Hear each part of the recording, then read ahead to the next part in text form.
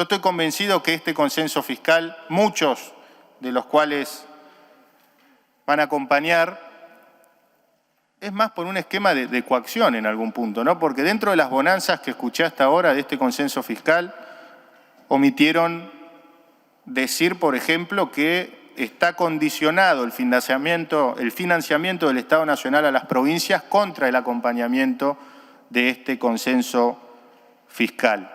Quiero repetir las palabras del flamante ministro de Economía a la hora de hablar de los problemas de la Argentina, ¿no? Yo escuchaba a Massa plantear que uno de los principales cuellos de botella que tiene la Argentina es justamente una matriz fiscal esencialmente regresiva, distorsiva, centralista. Habló de austeridad fiscal, habló de ser estratégicos para fomentar las regiones que pueden generar divisas, en otras palabras,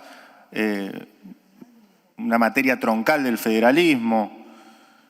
Y todo esto que dijo se contradice en algún punto con lo que estamos viendo, ¿no? Porque ¿cuáles son los caminos que tenemos? En un punto el camino del desarrollo, de levantarle un poco el pie de encima al que produce, al emprendedor, o un Estado con una voracidad recaudatoria que asfixia la producción y al trabajo.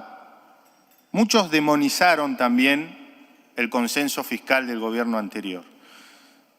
Y la verdad que hay muchos puntos que son destacables. Uno de esos es la baja progresiva, por ejemplo, de ingresos brutos, como recién decía mi colega. Hay otros puntos que hay que discutir y que tienen que ver también con un país verdaderamente federal, que son las asimetrías. Nosotros, siendo generadores de energía, pagamos muchísimo más caro la energía que la zona centro de la República Argentina. Nosotros, siendo productores de hidrocarburos y teniendo una altísima dependencia de las regalías petroleras, tenemos un barril pisado y liquidamos esas regalías a un dólar mucho menor que al que, por ejemplo, se endeuda la provincia de Chubut. Y esto compromete directamente a los salarios, a la educación, a la salud, a la seguridad. Y el Estado Nacional no compensa a la provincia de Chubut de ninguna manera. Hay subsidios enormes a AISA, por ejemplo. Sin embargo, en Chubut necesitamos obras de infraestructura para poder tener agua en pueblos que están completamente aislados y el agua tiene que llegar en camiones. Esa es la realidad de mi provincia y es una realidad que hay que contemplar cuando hablamos, por ejemplo, de un pacto o un consenso federal. Una forma de compensar ese centralismo es, por ejemplo, financiando esas obras de infraestructura tan necesarias en el interior profundo de la Argentina. Y por otro lado, que me parece un eje central,